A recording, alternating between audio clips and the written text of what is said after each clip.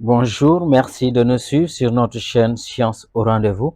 Aujourd'hui, nous allons partager avec vous le corrigé d'un exercice, disons d'un devoir qu'on a fait dans les écoles de l'IF de Dakar Plateau.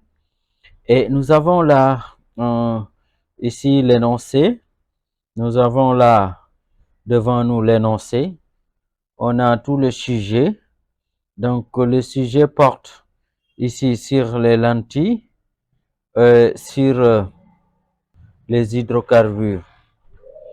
Là, nous avons le premier exercice, donc c'est restitution des connaissances. Nous avons un exercice où nous devons tout simplement compléter en se basant sur le cours.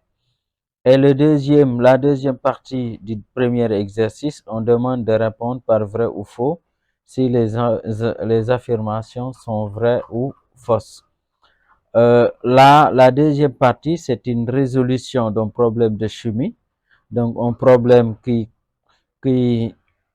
porte sur la combustion du gaz butane, qui est un alcane. Et enfin, nous avons un problème de physique qui porte sur les lentilles minces. Allons-y ensemble. Donc, vous pouvez suivre attentivement l'énoncé, lire attentivement l'énoncé et maintenant on va passer à la correction. Pour la première partie, donc, on recopie tout simplement le texte en remplaçant par les mots qui manquaient. On a dit une lentille est un milieu, donc ici il fallait juste mettre transparent, c'est un milieu transparent, limité par deux surfaces dont l'une au moins est sphérique. Donc tout ce qu'on a mis ici en, en orange, donc c'est ça qui est ici les mots à compléter. Après avoir traversé une lentille convergente, les rayons lumineux parallèles à l'axe optique convergent en nos points appelés foyer image. Donc ici, il fallait tout simplement mettre foyer image. Un rayon lumineux passant par le centre optique d'une lentille n'est pas dévié. Donc ici, il fallait compléter par dévié. La vergence d'une lentille est l'inverse de la distance focale. Un rayon lumineux incident parallèle à l'axe optique principal d'une lentille, ici il fallait mettre tout simplement divergente, émerge en semblant provenir du foyer image. Donc c'est ça la première partie du premier exercice. La deuxième partie ici, on nous demande de répondre par vrai ou faux. Si l'affirmation est vraie, on va mettre V. Si l'affirmation est fausse, on va mettre tout simplement F. Un hydrocarbure ne contient que du dioxygène et du carbone. Donc là, c'est une affirmation qui est fausse. Donc, un hydrocarbure ne contient pas du dioxygène, mais plutôt du carbone et de l'hydrogène. Un alcène a pour formule générale CnH2n plus 2. Et ici, c'est fausse. On devait mettre CnH2n tout court pour que ça soit vrai. L'éthène a pour formule brute C2H4. Donc, c'est vrai. L'éthène, on l'appelle aussi l'éthylène. Donc, il faut bien retenir cela. La combustion complète d'un hydrocarbure produit de l'eau et du dioxyde de carbone. Donc, là aussi, c'est vrai. On sait que la combustion complète d'un hydrocarbure, n'importe lequel, que ce soit un alcane, un alcine, un alcène ou bien même d'autres hydrocarbures, le benzène, etc. Donc, quel que soit on fait la combustion, ça donne complète. On a de dioxyde de carbone et de l'eau. Une combustion est complète lorsque le dioxygène est suffisant. Ok, donc si le dioxygène est suffisant, on peut dire la combustion ici est complète. C5H12 est un alcène.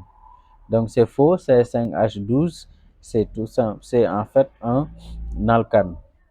Donc c'était cette deuxième partie du premier exercice. La troisième partie, nous avons juste une question, choisis la bonne réponse.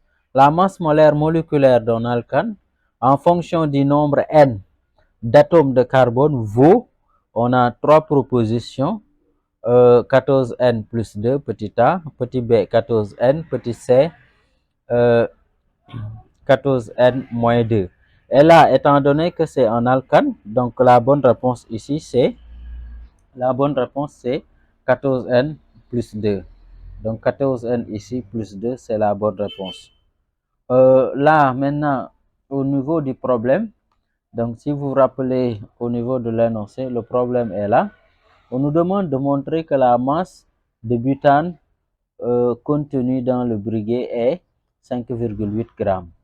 Quand le briquet était vide, on avait 9,4 grammes.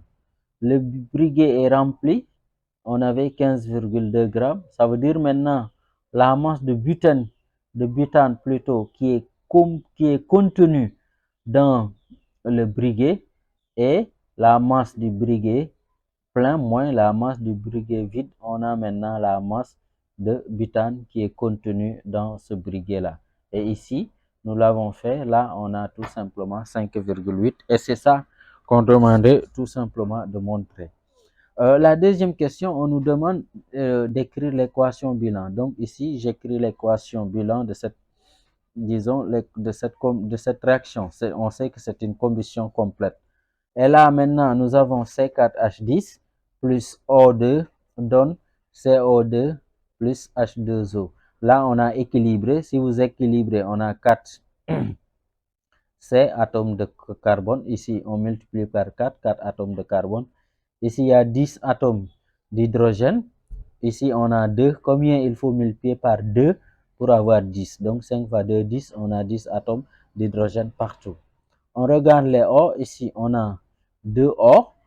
Ici, regardez, on a un O ici. On a aussi un O ici. Mais le 4 là aussi affecte le O. On a 4 fois 2, ça donne 8 O ici. 5 ici, on a 5 O. Si on prend maintenant 8 O plus 5 O, ça donne 13 O. C'est-à-dire 13 atomes d'oxygène. Et là, combien il faut multiplier par 2 pour avoir 13? C'est tout simplement 13 demi. C'est pourquoi on a 13 demi. OK? Maintenant, là, en général, si on a une fraction, on peut multiplier par le dénominateur toute l'équation pour éliminer la fraction. Mais si on laisse comme ça déjà, on a trouvé. Mais en général, si on doit travailler avec le bilan molaire, souvent manipuler la fraction, c'est pas évident. En général, on conseille à ce que on élimine la fraction en multipliant tout simplement le dénominateur par toute l'équation pour éliminer la fraction. Et c'est ce qu'on a fait ici. On a multiplié toute l'équation par 2. On a 2 ici. Ici, on multiplie par 2, on divise par 2. Les 2 se simplifient. On a 13 tout simplement. Et là, c'était l'objectif, de faire de telle sorte que qu'il n'y ait plus de fraction. Et donc, la fraction disparaît. Je continue. Là, je multiplie 4 par 2, ça nous donne 8.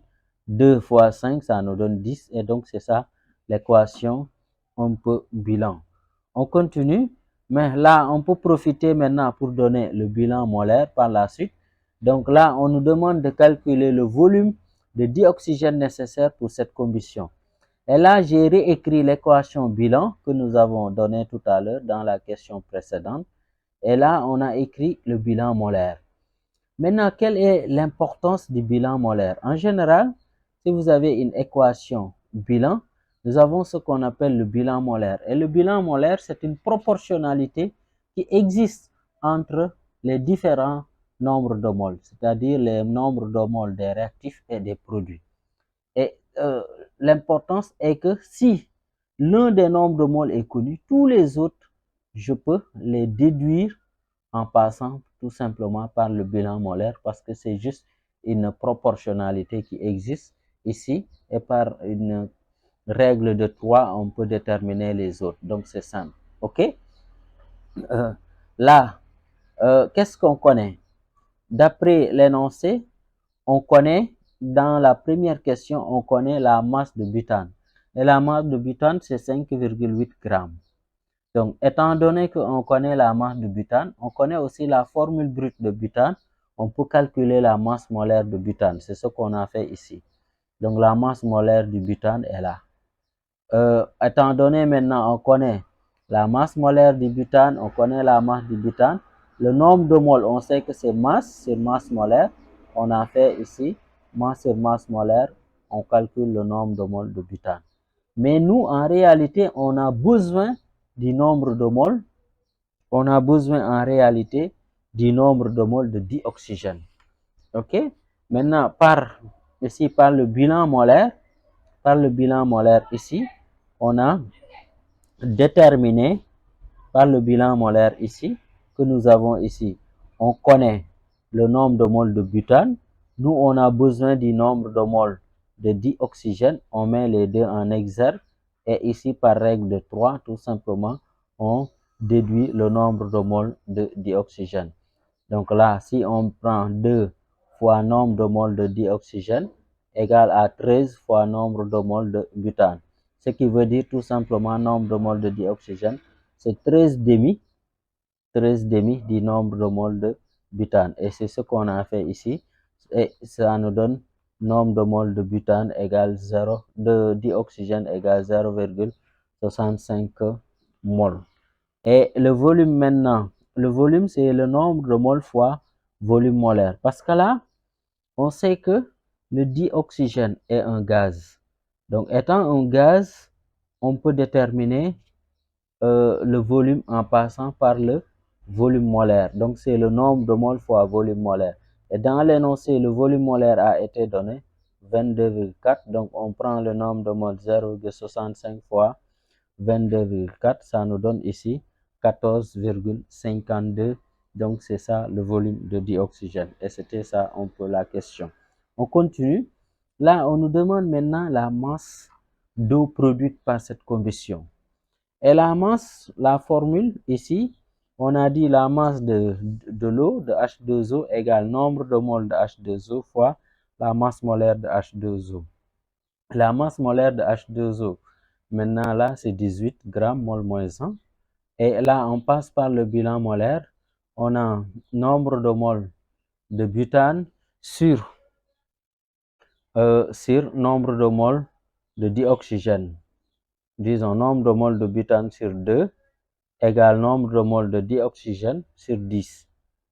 OK? Et là, ce qui nous permet de dire tout simplement le nombre de moles de l'eau égale 10 demi du nombre de moles de butane. 10 demi, c'est 5 tout simplement. C'est pourquoi on a mis ici 5 directement nombre de moles de butane. OK? Là, maintenant, on a calculé le nombre de moles de butane. On l'avait dès le début.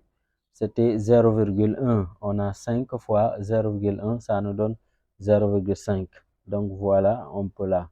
Ce qui donne finalement la masse de l'eau est égale à 9 grammes. Là, maintenant, on a terminé la chimie. La dernière partie, c'est une résolution d'un problème de physique.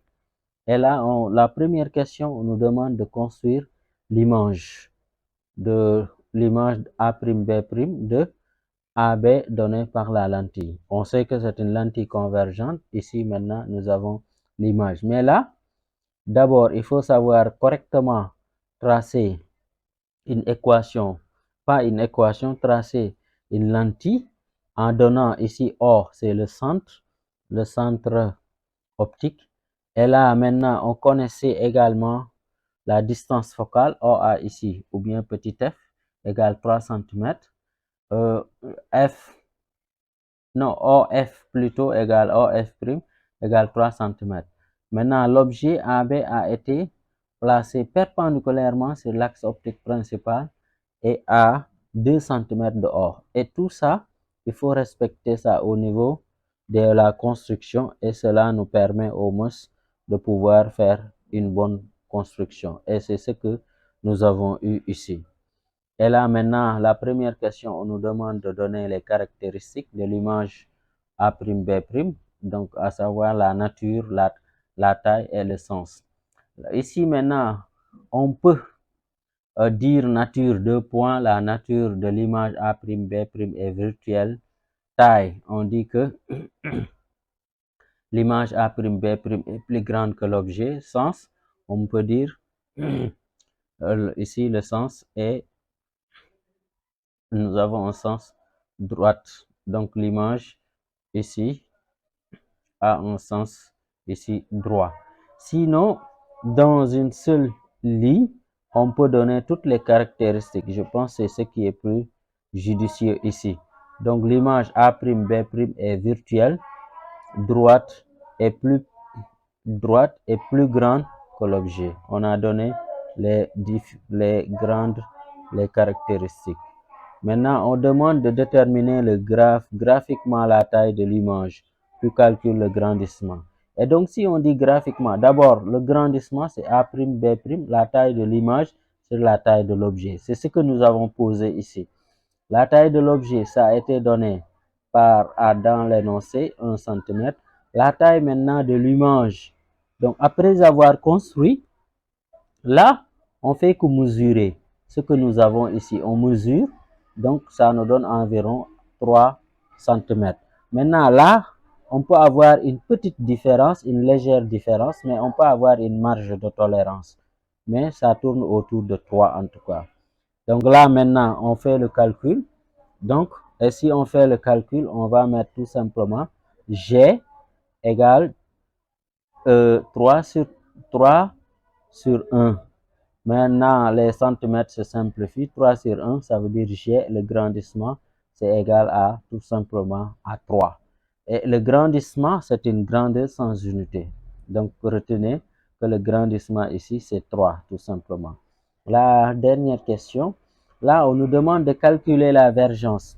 La vergence, on sait que c'est l'inverse de la distance focale. Ben, là, c'est une erreur. On doit mettre F ici.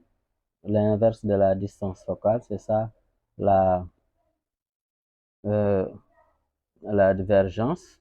Donc, et la distance focale, on avait 3 cm. Il faut convertir maintenant les centimètres en mètres. C'est pourquoi on a 0,03. Donc, parce qu'on a converti les 3 cm en mètres, ça donne 0,03 mètres. Et là, on fait le rapport 1 sur 0,03 mètres, ça donne 33,33 dioptries. Donc, c'est ça. Donc là, le symbole que vous voyez ici, le symbole, c'est ce qu'on appelle dioptrie. Là, on devait mettre F, donc il faut corriger. C'est en fait une erreur tout simplement. Ici, cet élève, maintenant, on demande quel est l'élève qui était loin du tableau, qui ne voyait pas bien. On l'amène un peu proche du tableau, il voit un peu plus clair. La vision est nette. De quelle anomalie souffre cet élève-là? Cet élève souffre tout simplement de la myopie. On a appris que la myopie, en fait, on n'arrive pas à voir correctement les objets, disons, éloignés. Et donc, c'est ce qui souffre cet élève-là. L'image d'un objet éloigné se forme avant la rétine. Donc, c'est ça. Et maintenant, cette anomalie se corrige avec quel type de lentille? Avec tout simplement des lentilles convergentes. Et donc, c'est ça que nous avons ici. Donc, c'était ça qu'on voulait partager avec vous. Merci de nous avoir suivis. Merci de liker la vidéo, de la partager et surtout de vous abonner si ce n'est pas encore fait.